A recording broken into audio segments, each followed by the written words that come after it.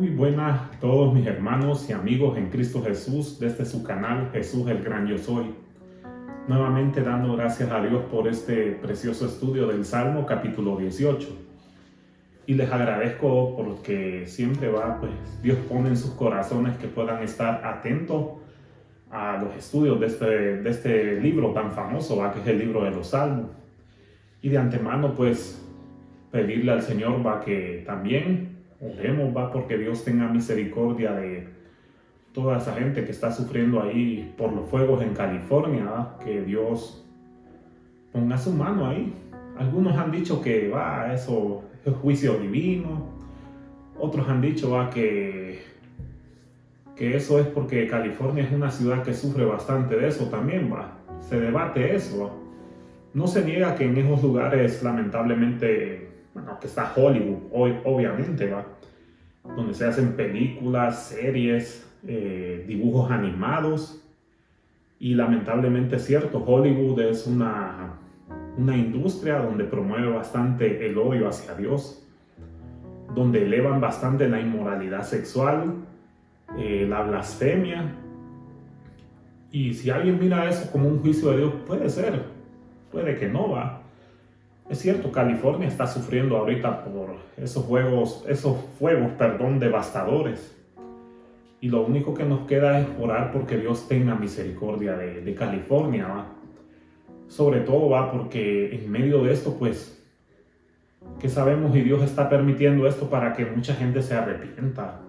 Porque la verdad sí es cierto, es triste ver cómo tanta gente, al menos hablando ya que toqué este punto, ahí en Hollywood, en las películas, como la mayoría de gente hace burla de Dios, hace burla de su palabra, hace burla de tantas cosas que uno queda, ay Dios, ten misericordia a esta gente porque no tienen idea el juicio que se están enfrentando. Y damos gracias a Dios por este tiempo, también que vamos a estudiar el Salmo. Este es un Salmo bastante grande, tiene 50 versículos. Obvio que lo vamos a estudiar en 5 partes, En cada sección de este Salmo, que les dije que vamos a estudiarlo en 5 partes, vamos a estudiar 10 versículos, porque el Salmo tiene 50 versículos, y claro, no lo vamos a estudiar todo de un solo, porque sé que la mayoría se me va a ir, y con lógica razón, porque se perdería mucho tiempo, la verdad, Pero hoy en este Salmo, el tema de este Salmo se va a llamar la liberación poderosa de Dios. Así como lo oyen, la liberación poderosa de Dios. ¿Por qué digo la liberación poderosa de Dios? Porque en todo este Salmo David va a explicarnos cómo Dios lo libró a él de su poderoso enemigo, como dice el versículo 17, ahí va. Y en un lenguaje poético, literal. Aquí en este pasaje David está hablando de una manera tan poética que todo lo que va a usar ahí en estos versículos es sinceramente una descripción casi apocalíptica de cómo Dios lo salvó a él, de cómo fue salvado de sus enemigos, poderosos enemigos a los que él no los podía vencer, como él mismo reconoce cuando lo veamos en el versículo 17. Y una liberación poderosa en la cual David nos describe qué medios usó Dios para liberarlo.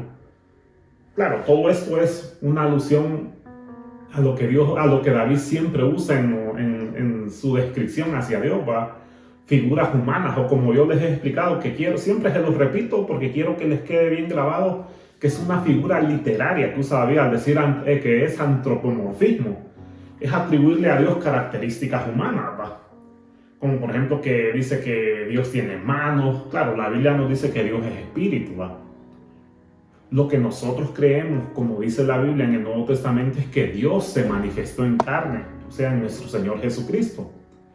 Esa es la Trinidad. Pero recuerden que David hasta ese momento todavía, él creía que Dios era así, pero no lo tenía muy revelado todavía. Él sabía que Dios sí era así, que Dios iba a enviar a su Hijo. Él lo describe en otros salmos, como lo vamos a ver más tarde, Él entendía eso, pero aquí David está hablando en sí del atributo de Dios, que es la inmaterialidad. David solo miraba a Dios de esa forma. No se había revelado nuestro Señor Jesucristo, o sea, su descendiente. porque el Señor Jesús fue descendiente en carne, ¿va? Por medio de la carne fue descendiente de David. Pero bien, aquí vamos a hablar de esa liberación poderosa que primero Dios, o Jehová, como le llama David, hizo primero en David, después en su descendiente, o sea, en nuestro Señor Jesucristo, y después en nosotros, su siervo. ¿Y por qué menciono también aquí la palabra Señor Jesucristo? ¿Por qué digo que este salmo va dirigido al Señor Jesús? Muchos este salmo lo han visto como, sí, una referencia a David, ¿va? Porque obviamente es David quien comienza hablando ahí. Pero por lo que vamos a ver en los versículos 4 y 5, es una clara referencia a nuestro Señor Jesucristo. Por lo que siguen diciendo todos los versículos, sigue refiriéndose también tanto a David como al Señor Jesucristo. Cómo Dios Padre levantó de los muertos a nuestro Señor Jesucristo. Y cómo también David de cierta manera hace alusión a eso. Pero claro, la poderosa liberación que Dios hizo sobre este hombre fue primeramente a él, después a nuestro Señor Jesucristo, y pues después a nosotros, sus siervos, a todos aquellos que hemos creído en el Señor Jesús, ya sean judíos o gentiles. Todos formamos parte de esa familia que es la iglesia. Y como vamos a ver, Dios también ha hecho poderosas liberaciones a su pueblo, o sea, a nosotros, la iglesia. Es más, muchos han visto este triunfo de Donald Trump como un cierto alivio, así, no alivio, no quiero dar a entender eso, sino como un propósito de parte de Dios. Muchos pueden decir que Donald Trump, cualquiera puede tener su idea sobre lo que acaba de suceder que con este nuevo presidente que está en Estados Unidos, de que algunos lo ven como alguien malo. Bueno, hay divisiones exageradas sobre eso, pero mucha gente mira buena que Dios haya permitido que este hombre ganara, porque pues él está en contra de todas esas ideologías malas que han destruido a los niños, y bueno, eso lo ven como un cierto, como la parte de la voluntad de Dios, pues. Podríamos decir que Dios de cierta manera lo puso a este hombre ahí, Bueno, Dios puede usarlo todo conforme a su propósito, conforme a lo que Él sabe que nosotros no sabemos. Recuerden que la otra candidata, ella pues restringía bastante la libertad de religión, este hombre no. Claro, no quiero que me entiendan que estoy hablando más de política, ni que estoy apoyando a uno o a otro. Nuestra confianza, es cierto, no tiene que estar puesta en los hombres, solo tiene que estar puesta en nuestro Dios. Pero si hablamos de liberación, podemos decir que Dios usa todo en favor de su pueblo, la iglesia. Y es ahí donde tenemos que dirigirnos, como dice David. Pero primero comencemos viendo cómo David comienza exhortando, demostrándole su amor al Señor. Dice aquí el versículo 1: Te amo, oh Jehová, fortaleza mía. Aquí ya David está declarando ese amor tan grande que le tiene al Señor con solo esas palabras. Te amo, oh Jehová. Y ya vamos a ver por qué David dice ese gran te amo con una gran exaltación. Fortaleza mía. Es que es interesante que David siempre menciona esos atributos de Dios. Fortaleza mía. Dice Jehová, el versículo 2, Jehová, roca mía y castillo mío y mi libertador. Dios mío, fortaleza mía, en él confiaré, mi escudo y la fuerza de mi salvación, mi alto refugio. Ahora vemos aquí que David ya está expresándole su amor al Señor, también está declarando cosas que solo Dios puede hacer. Cosas que David compara con Dios, que verdaderamente solo Dios tiene. Fortaleza mía. La idea de las fortalezas eran lugares donde los enemigos no podían acercarse. Y sí, vemos muchas veces que los reinos antiguos usaban esa fortaleza y muchas veces lograban vencer, lograban protegerse de sus contrarios o de sus adversarios. Pero al final estos refugios no eran suficientes, porque al final los otros adversarios con el tiempo lograron desarrollar armas poderosas que derribaban esa fortaleza. Pero aquí David está hablando de la única fortaleza que nunca lo desamparó, que nunca cayó, y es Dios. Por eso describe así: te amo, oh Jehová, una gran alegría.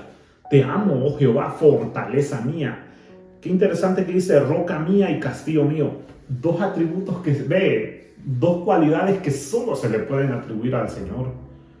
Roca mía, está hablando de algo poderoso, David, algo en lo que no puede caer alguien. Pues se parece mucho a lo que decía Jesús, ¿va? En el Nuevo Testamento, de que quien funda su casa sobre su palabra, o sea, la palabra de Jesús, le comparará al hombre que hizo su casa sobre la roca y que vinieron los vientos y nunca cayó. Bueno, David está haciendo casi la misma alusión. Dice David que Jehová fue su fortaleza, su roca y su castillo. Está mencionando a la vez que ese castillo estaba sobre esa roca, dando la misma descripción de la protección que Dios le dio a David. Y mi libertador, otra expresión bien atribuida al Señor, mi libertador. Es interesante que David venció a Goliat, aunque él reconoció que no era él, sino que era Dios. Porque en el momento en que venció a Goliat, él dijo, en el nombre de Jehová de los ejércitos te derribaré y daré tu carne a las aves del cielo. Pero David reconocía que en toda esa poderosa, en esa hazaña tan poderosa que hizo David contra Goliat, el gigante, reconoció que no fue él el que ganó esa batalla, fue Dios, porque Dios fue su libertador. Y claro, aquí como vamos a ver, David está hablando no solo de Goliat, obviamente está haciendo una alusión a todos sus enemigos poderosos, por eso dice la introducción ahí. Porque no piensen que no me va a pasar lo de la introducción, dice, al músico principal, salmo de David, siervo de Jehová, el cual dirigió a Jehová las palabras de este cántico, el día que le libró Jehová de mano de todos sus enemigos y de mano de Saúl. Entonces dijo, ahí es donde empieza David a exultar de alegría, de gozo, de decir, Jehová, te amo porque me has librado de tantas cosas y sobre todo de la mano poderosa de Saúl, porque recuerden que Saúl era el rey y todo y tenía mucho poder. Tenía siervos a su lado que eran leales a él y por cumplir ese deseo buscaban a David. Y David reconoce aquí en Dios que Dios fue su fortaleza, su roca, su castillo, su libertador. Vuelve a repetir, fortaleza mía, otra expresión, mi escudo y la fuerza de mi salvación, mi alto refugio. Cosas que si lo vemos bien, solo se atribuyen a Dios porque ese mi alto refugio indica una protección impenetrable. Sus enemigos buscaron a David por como sea, inventaron tácticas, todo lo que me quieran decir como adversarios peligrosos. Pero David dice que Dios fue su alto refugio, su escudo. A David le lanzaban ataques, pero Dios, dice David, fue como ese escudo, esa protección. Esas flechas dañinas no le hicieron daño. Fue la fuerza de su salvación, es decir, su ánimo. ¿Cómo no iba a alegrarse David y decir, te amo, oh Señor? ¿Y cuántos de nosotros también no expresamos esa misma alegría cuando vemos que Dios nos ha salvado de cosas difíciles? Cuando Dios nos ha librado de cosas terribles, no nos queda más que decir, te amo, oh Señor Jesús, sobre todo en la salvación eterna. Cuando hemos reconocido que éramos unos viles pecadores, porque saben, esa es la mayor alegría que puede haber en nuestros corazones, saber de que reconocimos que éramos unos pecadores viles y que solo merecíamos el castigo eterno. Pero cuando Dios en su misericordia tocó nuestros corazones y nos abrió el conocimiento y nos dimos cuenta de cuán malos éramos, no nos queda más que decir, te amamos, oh Señor Jesús, te amo, oh Señor Jesús, porque me libraste de un castigo fuerte, si lo comparamos así, Pero también en la vida diaria tenemos muchas razones por las cuales decir esa expresión, te amo, Señor, porque a diario vemos su misericordia, su protección, como Dios, sin que nos demos cuenta, Dios nos está librando de un montón de peligros a veces. Aunque lo veamos rutinario, que solo nos levantamos de nuestras camas, que desde ahí debemos de reconocer que es porque Dios lo ha permitido, y que salimos de nuestros hogares y volvemos, créanme, ese es...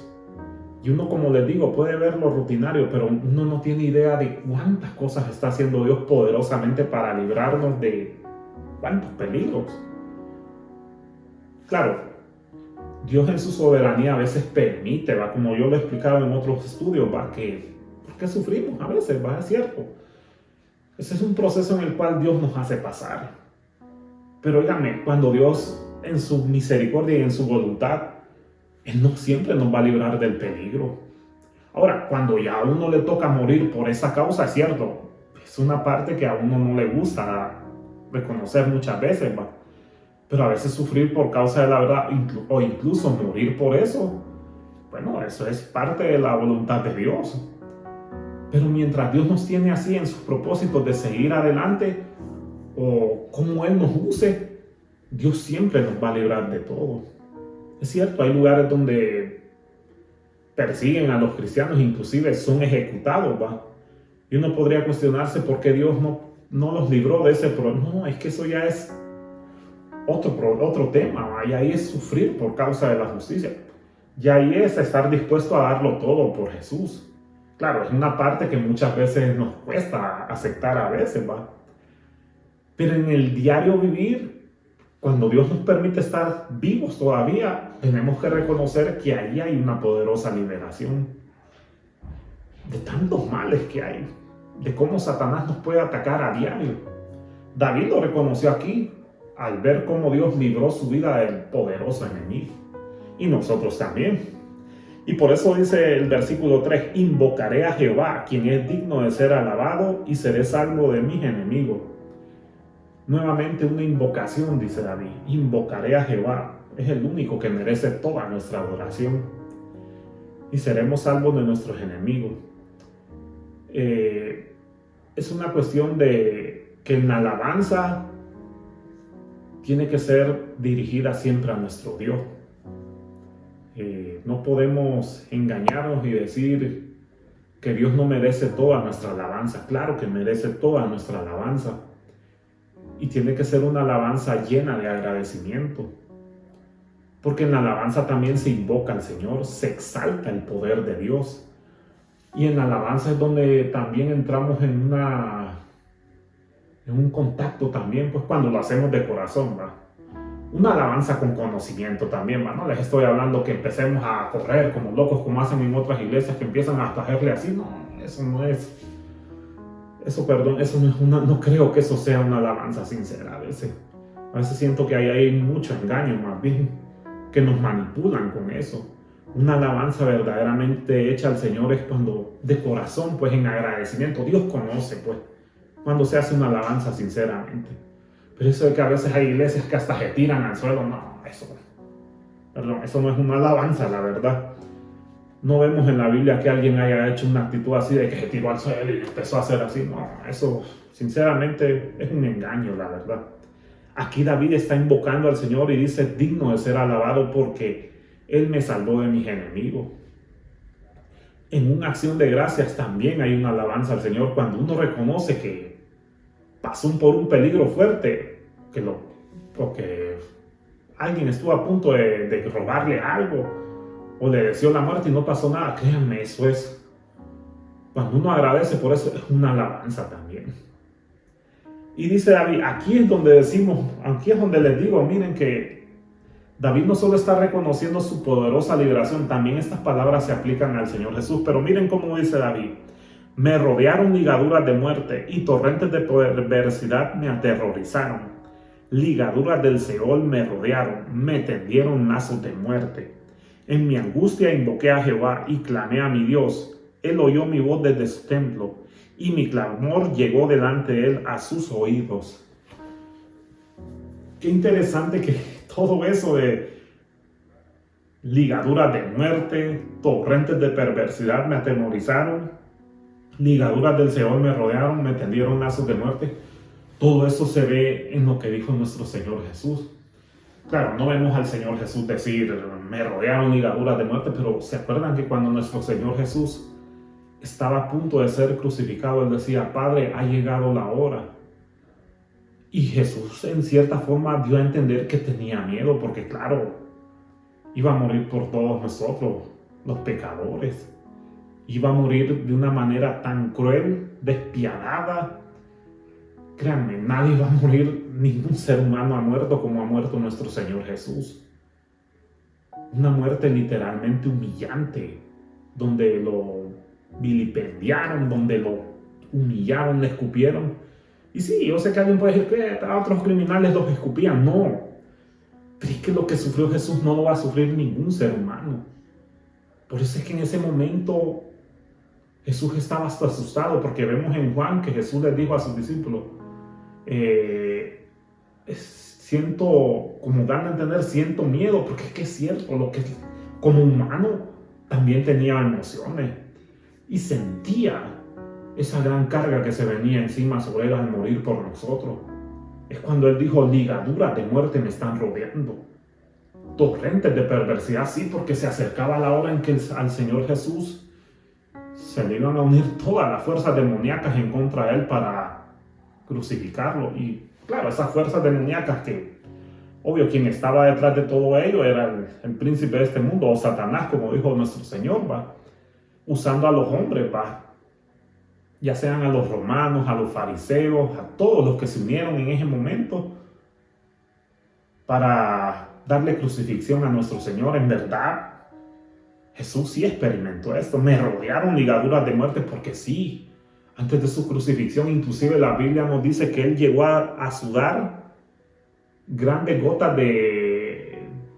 Bueno, el escritor lo dice, y su sudor era como grandes gotas de sangre. Era tanto el estrés que tenía nuestro Señor, que literalmente se puede aplicar a él cuando dice David, me rodearon ligaduras de muerte y torrentes de perversidad me atemorizaron, perdón. Ligaduras del Seol me rodearon, me tendieron lazos de muerte. Sí, ahí está. Al Señor le tendieron esos lazos de muerte. Claro, en su momento a David también, va. Porque cuántas veces David no lloraba al Señor. Y lloraba sinceramente porque sentía que ya esa muerte lo alcanzaba a él.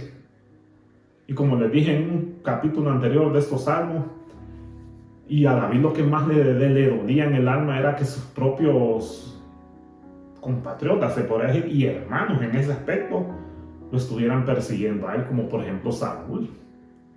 Saúl era prácticamente un mismo hermano, se podría decir, si es así, va, en la misma creencia, aunque Saúl, pues por lo que vemos, parece que no creía en el Dios verdadero, ¿va? Porque él, hay mucho, se debate mucho, ¿va? Entre eso de que si Saúl llegó a creer verdaderamente en Dios, ¿va? Pero lo que más dolía es que David era un mismo israelita que lo perseguía, y ferozmente. Como les he explicado, David tenía a los filisteos, a los sirios, a los amonitas, pero él sabía que Dios ahí estaba para él, pero lo que a él le entristecía más era que un hombre, un israelita de su misma nación, lo estuviera persiguiendo ferozmente. Sentía esas ligaduras. Y claro, nosotros, va, en un momento también puede que nos sintamos así, va. A veces también cuando hay persecución, imagínense esos hermanos, va.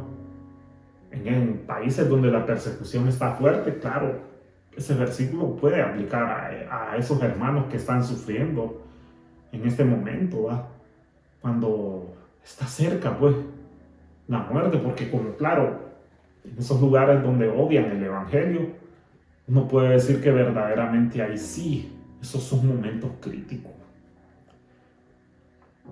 Pero en todo eso, dice David en el versículo 6, en mi angustia invoqué a Jehová y clamé a mi Dios. Él oyó mi voz desde su templo y mi clamor llegó desde delante de él a sus oídos. Bueno, así como David, va, que él en su momento sintió que esas torrentes de perversidad ya lo atemorizaban, que esas ligaduras del Seol literalmente lo rodearon. Él hizo una cosa, en su angustia invocó al Señor. Y vemos que en la Biblia hace referencia a nuestro Señor Jesús, que dice en Hebreos capítulo 5, versículo 7. Bueno, lo vamos a leer mejor porque ese pues no me lo memoricé bien, pero dice Hebreos 5, 7. Y Cristo en los días de su muerte Y Cristo, en los días de su carne, ofreciendo ruegos y súplicas con gran clamor y lágrimas al que le podía librar de la muerte, fue oído a causa de su temor reverente.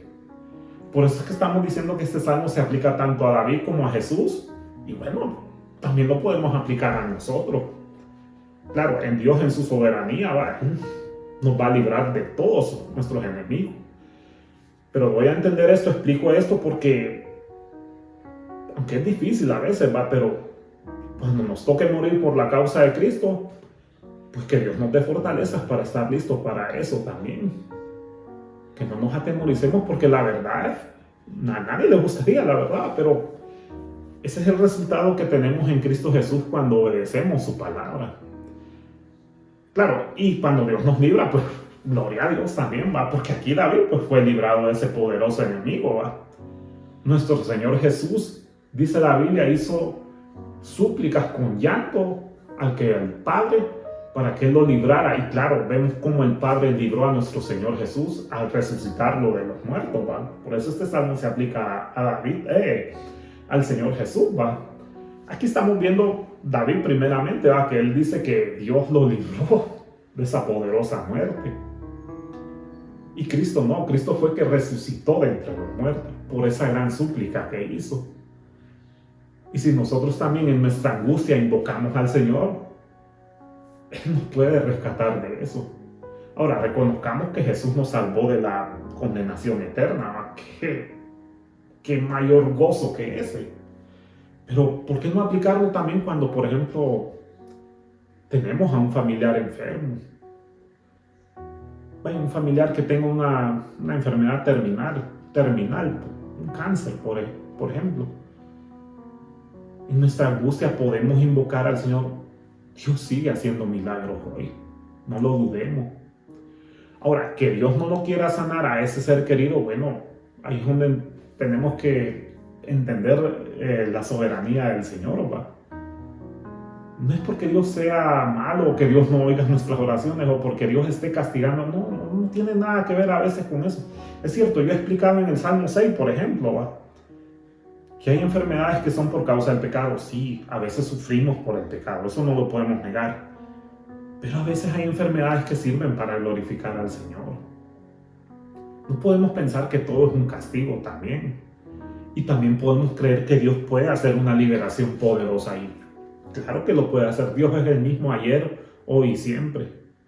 Claro que si uno en esa angustia invoca al Señor, Dios lo hace. Siempre está atento a nuestras oraciones.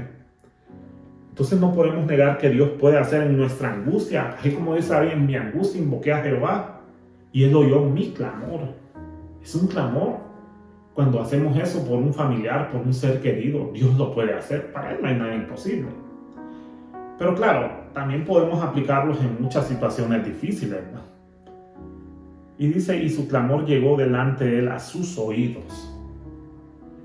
Decía una historia ahí que leí que decía, era como una reflexión, que decía, los hijos de Dios se hallan a veces en situaciones de agudas dificultades. Dios los conduce a esos callejones sin salida. Si la razón humana hubiera sido consultada previamente, jamás habría aceptado tal procedimiento. Seguía la nota. ¿Qué actitudes deben asumir los hijos de Dios en tales circunstancias? Solamente una firme confianza en Dios. Los hijos de Dios no miran para las circunstancias, miran por encima de ellas. La luz y las tinieblas son iguales para aquel que habita en ellos. Dios usa la escuela de la fe para enseñarnos poderosas lecciones, usa procedimientos severos para que nosotros aprendamos y crezcamos en la escuela de la fe. Hasta usa un versículo, y es cierto, es un versículo bíblico que dice que si Dios nos recibe como hijos, nos va a corregir como hijos, aunque duela, Eso está en el mismo Hebreo, donde dice que si Dios nos recibe como hijos, nos va a disciplinar como hijos, porque a todo aquel que recibe como hijo, disciplina, Muchas veces Dios permite eso, Y seguía diciendo ahí, la fe se entiende por las cosas que la fe se entiende desde las cosas que se ven hasta las que no se ven, o sea, las invisibles, las cuales son eternas, decía. La fe se tiene que apoyar únicamente en la inviolable palabra de Dios. Decía la nota ahí, si un pájaro quiere volar, debe dejar su rama y tirarse al vacío, ¿va?, para poder volar. Si alguien quiere aprender a nadar, tiene que dejar la playa y meterse en los lugares profundos del mar, ¿va? Si alguien quiere, bueno, seguía diciendo, si un hijo de Dios quiere crecer en su fe, tiene que lanzarse al vacío, aunque parezca que no hay nada ahí, pero al final hay algo sólido ahí, decía la nota.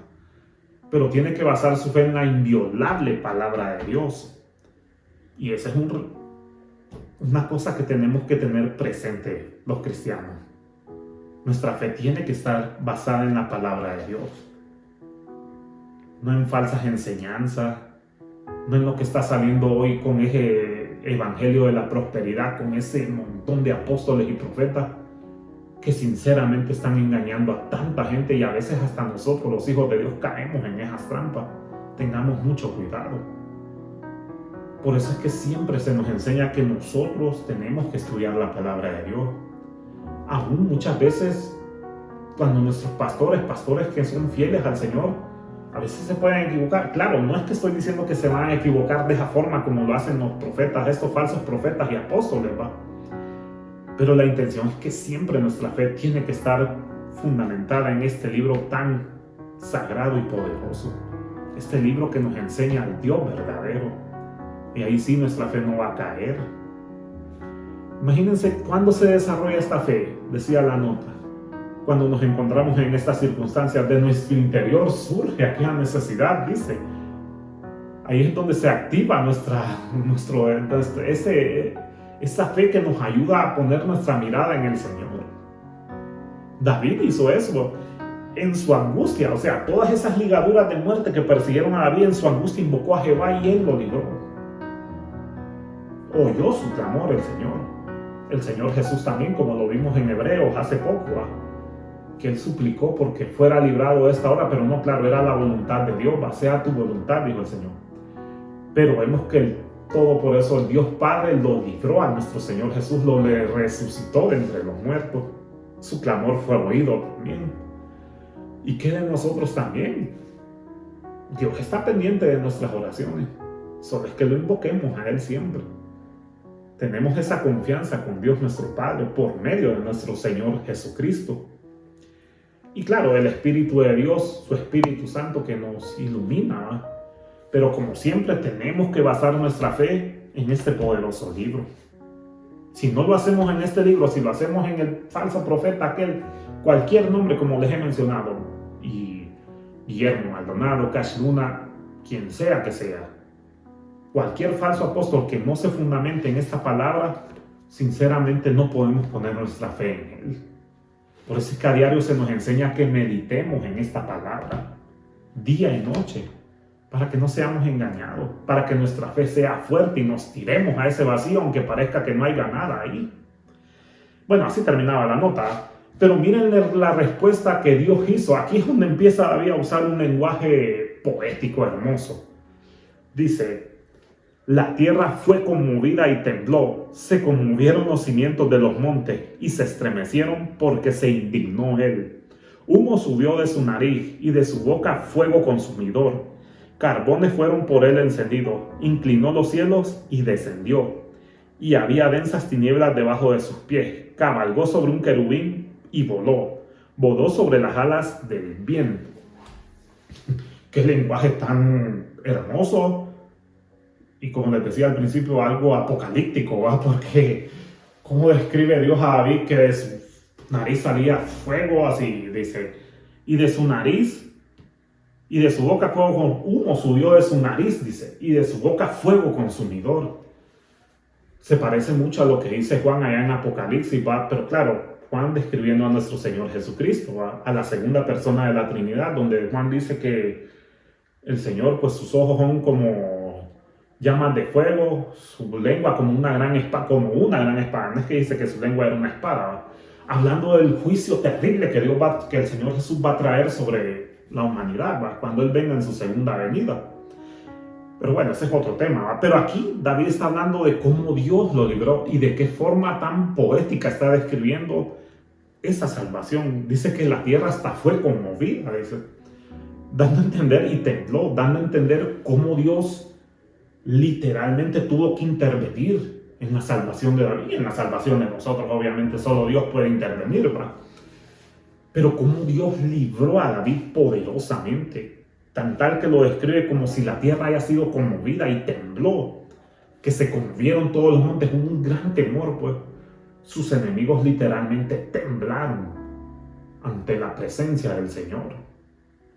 Y dice, humo subió de su nariz y de su boca fuego consumidor, carbones fueron por él encendidos. Está hablando de un terrible juicio que Dios hizo sobre sus enemigos. Qué interesante que David, como les digo, está usando atributos humanos en Dios. Humo subió de su nariz y de su boca fuego consumidor. Inclinó los cielos y descendió, y había densas tinieblas debajo de sus pies. Una cualidad que es bastante atribuible a Dios porque Él sí es el Dios verdadero. Recuerden que las naciones con las que David estaba peleando, los filisteos, los cananeos, los heveos, los jebuseos y todos esos que terminan así con esos eos de amorreos, los amonitas, todos tenían la creencia de que sus dioses eran dioses que estaban enfurecidos siempre y de que de sus narices salían humo y que siempre estaban enojados y que había fuego en sus bocas. Todas esas naciones tenían esas creencias tan falsas que por eso llegaban a la terrible práctica de ofrecer seres humanos como niños, por ejemplo. Y que por eso podían calmar a esos dioses. Tenían una idea tan errada acerca de esos dioses que, claro, eran creaciones de su misma perversidad, como dice Pablo, ¿verdad? Allá en Romanos, capítulo 1. No, David está describiéndoles a todos esos enemigos quién es el que verdaderamente sí actúa así, el Dios verdadero, el Dios de justicia, el que lo libró. Ahí está mencionando David eso, por eso está haciendo esa descripción verdadera de Dios. Porque Dios, cuando ve que la maldad es tan grande, entonces David lo describe así como que de su nariz sube humo. Es una ilustración bien bonita, ¿verdad? Porque recuerden que la idea de que cuando alguien está enojado, pues empieza a hacer la jiba, así como enojado, ¿va? De que va a actuar, pues. Claro, Dios no lo podemos atribuir así de que Dios va a actuar con una ira sin sentido, no. Dios, cuando castiga, castiga con justicia. Y lo hace en base a ese atributo de la santidad, de que Dios tarde o temprano va a castigar toda esa maldad. Y David aquí está describiendo verdaderamente el carácter de Dios. David está haciéndoles un contrapeso a toda esa creencia pagana que tenían todas esas naciones, ¿va? De que sus dioses siempre estaban enojados y por eso tenían que ofrecer sacrificios humanos. No, David dice que no. David dice que lo único que hizo fue que invocó al Señor y que Dios en su justicia actuó así, de esa forma, y que hubo ese juicio de que de su boca salía fuego consumidor, carbones fueron por él encendidos. Todo eso es una idea de juicio. Los carbones indican juicio que Dios mandó, y en verdad Dios libró a David de su enemigo. ¿Y qué de nosotros, qué de nuestro Señor Jesucristo? Las tinieblas no pudieron contra él. Todo el ejército diabólico de Satanás se unió para ver si no podía salir de la tumba, pero no, Cristo resucitó, porque en medio de todo eso estaba su Padre, defendiéndolo poderosamente. Y bueno, claro, eso se aplica a nosotros también, ¿va? Dios en su misericordia nos libra, como les sigo diciendo, de tantas cosas malas, ¿va? Y va a llegar en un momento en que pues Dios va a librar a este mundo de tanta perversión, de tanta maldad, ¿saben? Estamos esperando ese día cuando nuestro Señor venga.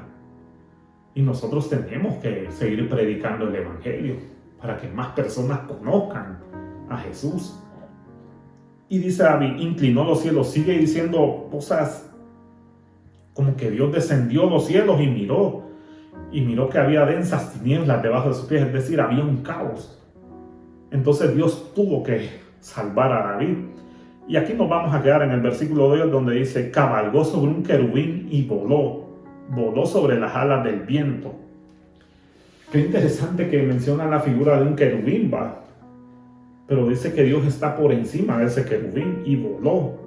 voló sobre las alas del viento. Claro, es una descripción poética, es un lenguaje que uno, si lo ve así, no lo entendería de esa forma, pero está describiendo cómo Dios actuó en su salvación. Y literalmente está reconociendo que solo Dios lo pudo salvar, no un querubín. Está describiendo que fue Dios pues en persona, no fue un ángel. Recuerden que la idea de un querubín es como los querubines que habían en el arca de la alianza, ¿va? Que siempre estaban así, dos querubines, ¿va? Dice ahí la Biblia, que miraban así el uno al lado del otro como reconociendo la inmensa gloria de Dios. O sea, que la gloria de Dios es grande pues, y sagrada. Por eso estaban así siempre los querubines, con una reverencia a la gloria de Dios. Pero David está describiendo que Dios fue quien nos salvó, no un querubín. No sabemos si David está haciendo descripción a eso de los israelitas que cometieron un error una vez, ¿va? De que cuando los filisteos los atacaron, ellos usaron el arca de la alianza pensando que Dios los iba a librar, pero ellos estaban en pecado, porque no obedecían al Dios verdadero. Pero el problema de los israelitas es que dice la Biblia que llevaron el arca a esa batalla que tenían con los filisteos, pero ellos pensaban que era el arca la que les iba a dar la victoria. Y vemos que después la Biblia nos dice que tuvieron un trago bien amargo porque los filisteos los humillaron, pues. ¿Cuál fue el pecado de ellos? Es que pensaron que la protección de Dios o la poderosa liberación de Dios estaba en el arca y en esos querubines. No entendieron que el arca esta de la alianza solo era un símbolo de lo que vendría a ser después nuestro Señor Jesucristo, ¿va? Todo eso es figura de lo que se cumplió en Cristo, ¿va? El arca de la alianza solo representaba de que sí, Dios su presencia se iba a manifestar siempre y cuando le obedecieran. Pero en ese momento los israelitas no obedecían al Señor y por eso tuvieron ese trágico amargo, ese final amargo, perdón, ese trágico final amargo en donde fueron humillados y en donde el arca fue secuestrada. ¿Por qué? Porque pusieron su fe en eso, en el arca donde estaban esos querubines. David está haciendo como esa alusión, pues, de que él dice, no fueron esos querubines, fue Dios quien vino a salvarme. Es decir, no podía poner su confianza en ningún otro. David lo que está dando a entender es que no podía poner su confianza en ningún ser creado, ya sea un querubín, un ángel, lo que fuera que sea. No, él siempre sabía que fue Dios quien lo salvó. Y lo describe de esta forma tan poética. Voló sobre un querubín, cabalgó sobre un querubín y voló sobre las alas del viento, es decir, por encima de todos esos recursos. Es decir, Dios usó personalmente su poder para salvarlo. Eso es lo que está dando a entender David. No podía caer en el error de pensar de que cierta cosa lo iba a proteger, como hicieron los israelitas ahí en esa batalla, que llevaron el arca de la alianza pensando que eso les iba a dar la protección. Ahí está el peligro, miren. Poner la confianza en un objeto y no en el Dios que está detrás de ese objeto. En Él es que se tiene que poner la confianza, no en el objeto. Porque el arca de la alianza fue usada para eso, pues, para representar la presencia del Señor. Que si ellos se portaban bien, sí, Dios iba a manifestar el Shekinah, como lo dice, o la gloria de Dios, dando a demostrar de que Dios sí estaba de acuerdo con lo que hacían. Pero ellos llevaron el arca pensando que ahí estaba la poderosa liberación de Dios. Y el resultado fue trágico, amargo. David dice, no fue un querubín que me salvó. Como van a entender, no fue el arca de la alianza, no fue eso lo que me protegió. Fue Dios quien me vino a salvar. Voló sobre encima de cualquier cosa. Bueno, ahí usa la descripción de voló sobre las alas del viento. Es decir, su ayuda fue así, pues. Y bueno, nosotros cuántas veces, como les explico, sigo repitiendo, ¿verdad? De que cómo Dios nos puede salvar de tantas cosas difíciles, y así en instantes, ¿verdad? Y así hizo con nuestro Señor Jesucristo también, ¿va? Cómo Él fue liberado de la muerte no pudo detener al Señor Jesús, y Él resucitó victorioso de entre los muertos. Por eso este salmo se aplica a David también, a nuestro Señor Jesús y a nosotros también, porque pues cuando invocamos el nombre del Señor, Dios puede hacer maravillas. Por eso es nuestro deber como cristianos orar, ¿va? Orar porque Dios intervenga, ¿va? en los asuntos humanos. Claro, Él es soberano, Él tiene control de cada situación, por increíble que parezca. Podríamos decir que Dios no pareciera estar interesado. Claro que está interesado en todos los gobiernos del mundo, aunque estos gobiernos estén controlados por el príncipe de este mundo, ¿va? Pero Dios en su soberanía interviene y todo lo usa a su favor y para su pueblo, que somos nosotros, la iglesia. Pero si nosotros invocamos al Señor, Dios interviene. Es lícito orar porque Dios intervenga mientras estemos aquí predicando su palabra. Es lícito que oremos que Dios haga esa liberación poderosa de tanta corrupción que hay en nuestros países. Tanta violencia, tanta maldad. Es increíble lo que oímos a diario en las noticias. Políticos corruptos, ladrones, violencia que matan. Aquí en mi país, Honduras, es increíble. No hay todavía, pues, es decir, no se ha librado este país, sigue la violencia. Claro, parte de lo que dice la profecía bíblica de que el mundo se va a volver como en los días de Noé, como dijo Jesús, ¿va? Pero mientras estemos aquí, oremos porque Dios libra a nuestra nación y a muchas naciones de que Dios intervenga en esta maldad tan horrible que hay. Cómo le quitan la vida tal vez a gente inocente.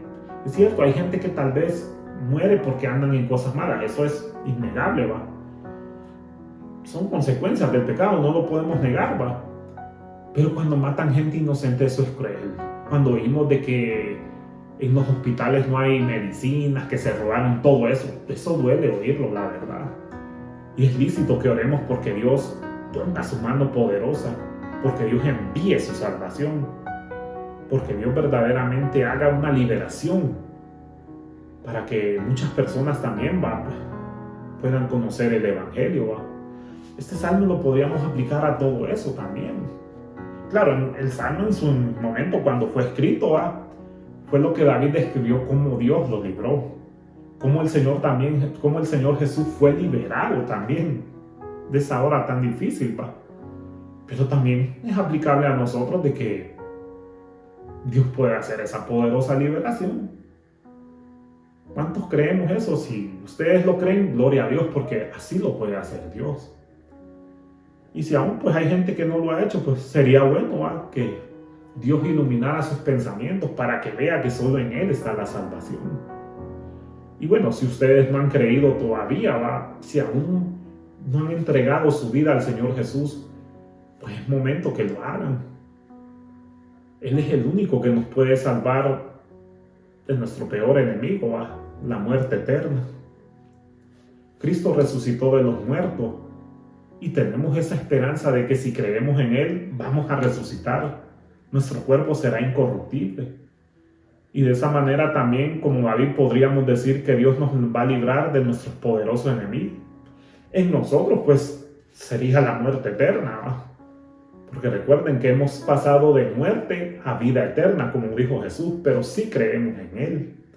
Entonces yo les invito a ustedes, que si no lo han hecho de corazón, que lo hagan. Que Dios toque sus corazones para que sea hecho ese nuevo nacimiento que tenemos que experimentar para entrar al cielo. Y bueno, les agradezco si se quedaron hasta el final viendo este video, ¿va? Como siempre, agradeciéndoles por ver este video, que siempre le den un like, ¿va? Que lo compartan. Créanme que esa es una bendición, que ustedes puedan compartir este video a cuantas personas sean. Será una preciosa bendición que compartan este video para que mucha gente conozca y crezcamos en la palabra de Dios, obviamente, ¿va? Es una edificación sobre todo, ¿va? Y que claro, que Dios les siga guardando de todo mal, ¿va? A todos nosotros también, que Dios nos guarde, ¿va? Muchas gracias, que Dios les bendiga.